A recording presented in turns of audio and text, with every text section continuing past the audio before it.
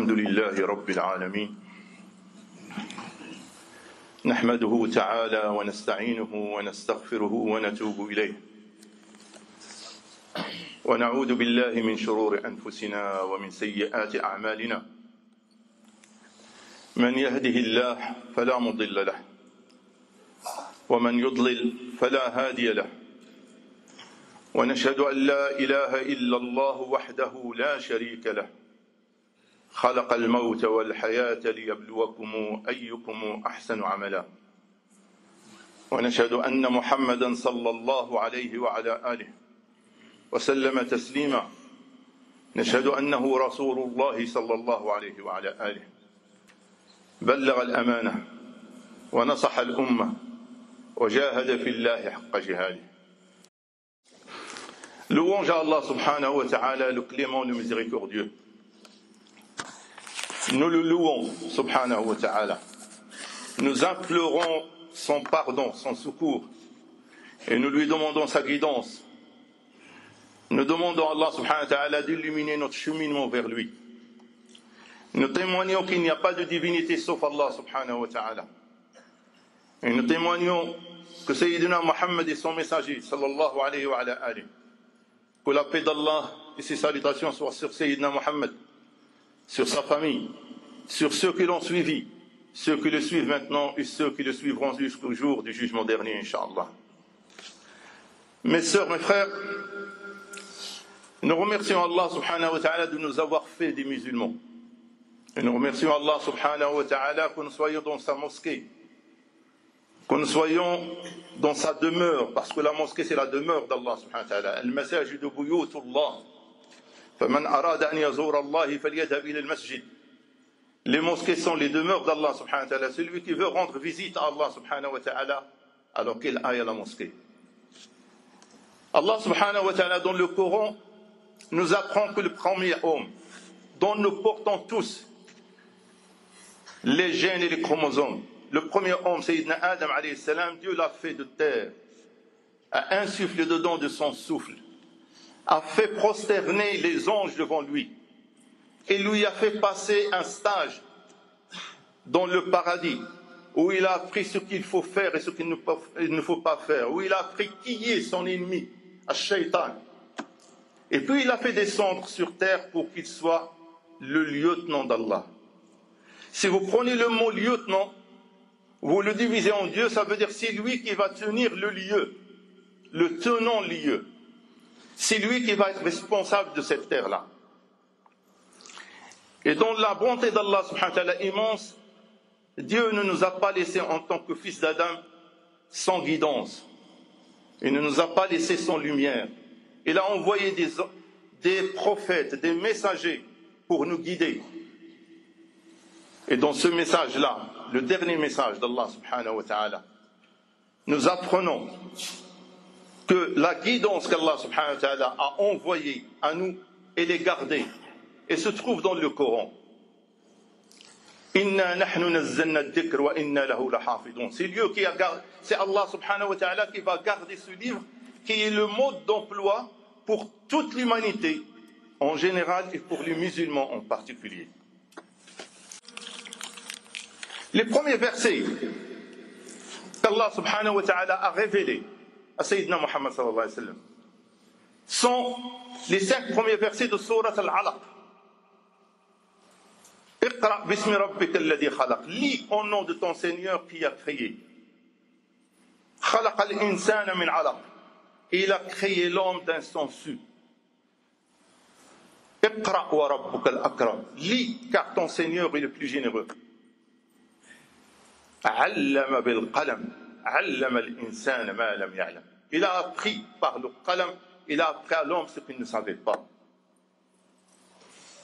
Quelques mois après, Allah subhanahu wa ta'ala va révéler aussi Surat al-Qalam. Nous avons une sourate dans le Coran qui s'appelle Surat al-Qalam. Le Qalam, chez les Arabes, c'est tout ce qui permet d'écrire. On l'appelle Qalam. خلينا دابا الان في الوسط الغربي عندنا لو ستيلو لو كرايون هادو كلهم كيتسموا في العربيه القلم ولهذا نفرق بينهم بقلم الرصاص او قلم المداد او لكن قلم عند العرب القلم هو الذي ما يكتب به. يجي Allah subhanahu wa ta'ala, il jure par le qalam. Il jure parce qu'il veut que nous nous réveillons pour savoir l'importance de l'apprentissage et l'importance du qalam. Cette religion, mes sœurs, mes frères, ne peut pas se mettre debout ou se remettre debout avec des ignorants. Parce qu'on aura des problèmes. Et vous avez vu ce qu'on a eu. Et on risque d'en avoir encore si on ne fait pas l'effort d'apprendre. Si on ne fait pas l'effort d'aller apprendre. Et les frères et les sœurs qui ne savent pas lire et écrire, la communauté a l'obligation, religieusement parlant, de leur demander de venir pour lire et écrire, pour apprendre à lire et à écrire. Donc mes frères, mes sœurs, si j'insiste aujourd'hui sur ce sujet, surtout à partir de ces deux phénomènes que toute la communauté connaît, c'est que le premier verset c'était « lis ». On le sait, nous sommes la communauté du verbe « lire ». Ça n'existe dans aucun livre sacré, à part dans le Coran. Vous prenez la Bible, l'Ancien Testament, chez Bouddha, chez n'importe quel livre, chez les gens qui se croient religieux, il n'y a aucune obligation à apprendre. Sauf dans ce livre-là. On nous sommes obligés d'apprendre. C'est un ordre. Pourquoi j'insiste? Parce que bientôt, Inch'Allah, il y a l'entrée scolaire. Il y a des frères et des sœurs qui ont des secondes sessions. Il y a des frères et des sœurs qui ont raté peut-être l'année, qui se sont dit « je vais faire autre chose ». Non, mes sœurs, non, mes frères. Si nous voulons que cette communauté soit respectée, soit prise en considération, il faut que nous soyons un poids dans la société. Et un poids dans la société, ça veut dire que nous soyons dans des positions où on va nous entendre. Ma sœur, mon frère, lorsque tu es un docteur, tu es un ingénieur, tu es, je ne sais pas moi, un architecte, un anthropologue, et que tu parles, on t'écoute parce qu'on sait que tu as un bagage. Mais lorsque tu es un ouvrier, sans mettre les ouvriers en question, hein, mais la société elle est faite comme ça, et que vous venez parler d'un sujet qui sort de votre domaine, on se moquera de nous. Nous sommes là depuis plus de 60 ans. Comptez un petit peu combien nous avons de cadres dans cette communauté. Pourquoi? Parce que nous n'avons pas la patience. Nous n'avons pas la patience de faire des études malgré toutes les embûches. Parce qu'Allah subhanahu wa ta'ala, c'est pourquoi notre religion est magnifique. Allah subhanahu wa ta'ala nous dit من سلك طريقا يلتمس فيه علما سهل الله به طريقا إلى الجنة. Celui qui suit un chemin pour aller apprendre une science, quelle que soit la science, ilman. Donc le terme ilman ici, غير معرف, nakira. Donc n'importe quelle science, n'importe quel savoir, et bien ce chemin-là pourrait le conduire au paradis. Qu'est-ce que tu veux de plus, mon frère, ma soeur? Nous, notre position ici, c'est qu'on cherche le paradis. Ben voilà. Nous devons être, Wallahu a'lam, nous devons nous remettre en question à ce niveau-là. Et même à l'intérieur de la mosquée, mes frères, mes sœurs, il faut qu'il y ait des séances de ta'lim. Qu'on apprenne. Les frères et les sœurs qui ne savent pas lire, il faut qu'ils apprennent à lire. Les frères et les sœurs qui ne savent pas écrire, il faut qu'ils apprennent à écrire.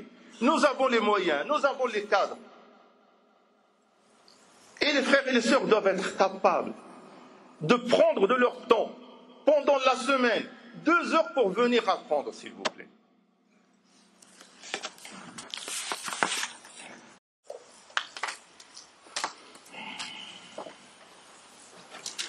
Alhamdulillahi Rabbil Alamin.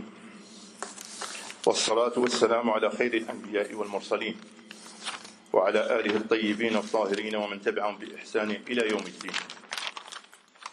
Après la prière, Inch'Allah, de Jumu'ah, nous allons avoir la prière sur une défunte, une de nos sœurs qui est partie. Qu'Allah subhanahu wa ta'ala l'accepte dans sa miséricorde. Et la prière sur le défunt ou la défunte devrait normalement être l'occasion de réveiller nos cœurs.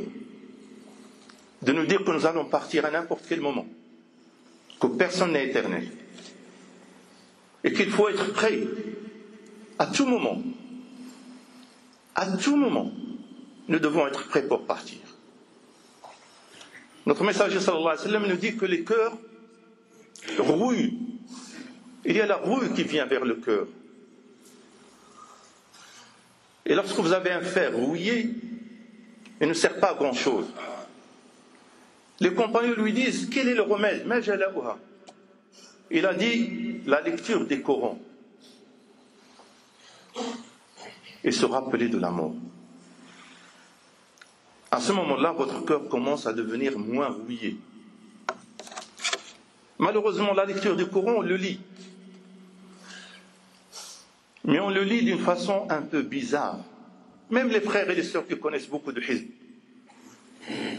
Le Coran nous demande de ne pas lire beaucoup, mais de réfléchir sur les versets beaucoup.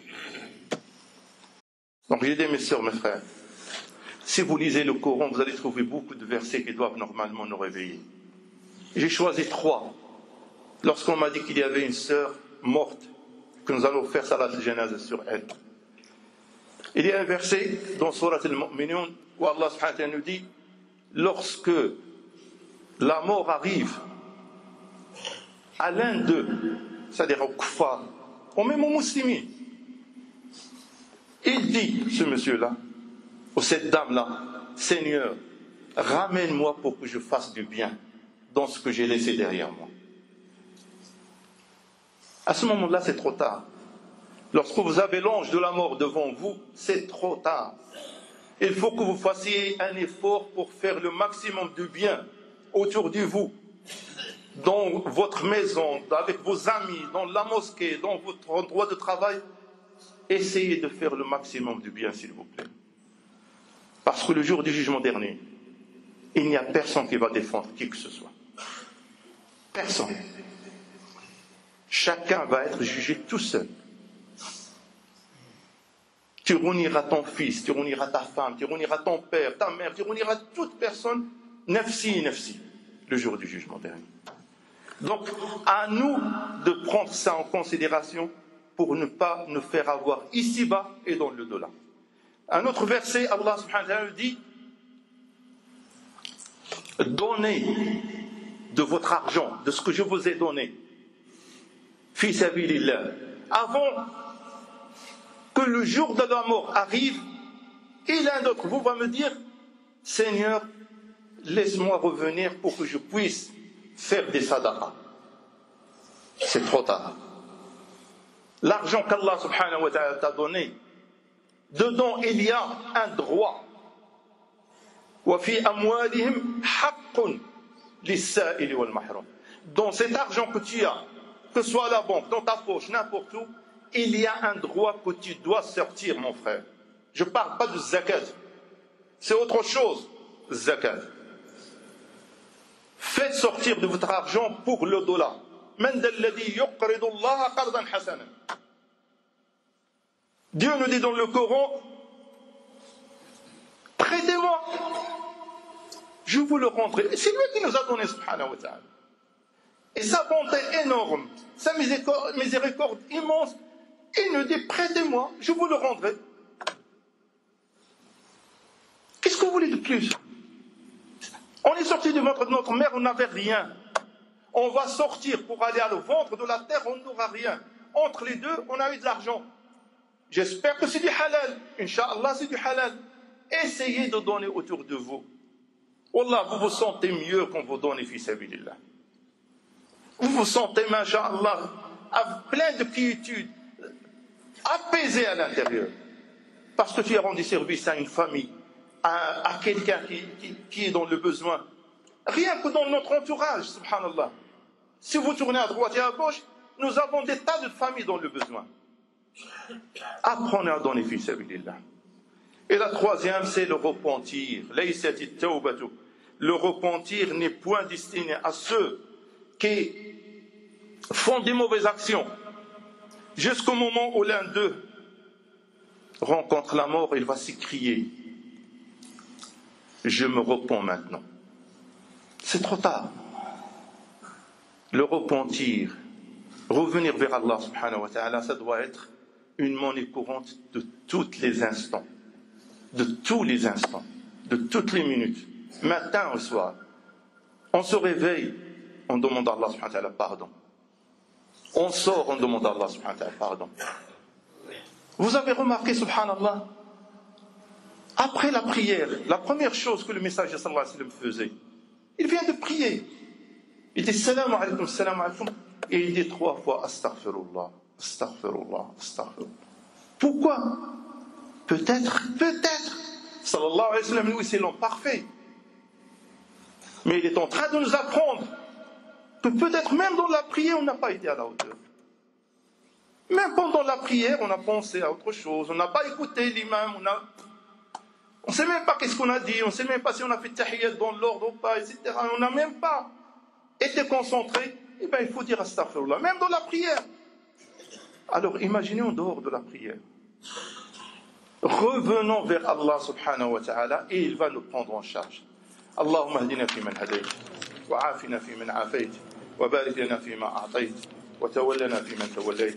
Seigneur, guide-nous, fais de nous tes serviteurs. Illumine notre cheminement vers vous. Ya Allah, Ya Allah. Préserve notre communauté. Aide-la. Avant de descendre, mes frères, mes sœurs, je vous demande de prier pour la Palestine et les Palestiniens. N'oubliez pas ces gens-là. Ils défendent la première qibla des musulmans. Ils défendent la deuxième mosquée sacrée des musulmans. Et Allah subhanahu wa ta'ala leur vient en aide. Ne les oubliez pas dans vos prières. وصلى اللهم على سيدنا محمد وعلى آله الطيبين الطاهرين سبحان ربك رب العزة عما يصفون والسلام على المرسلين والحمد لله رب العالمين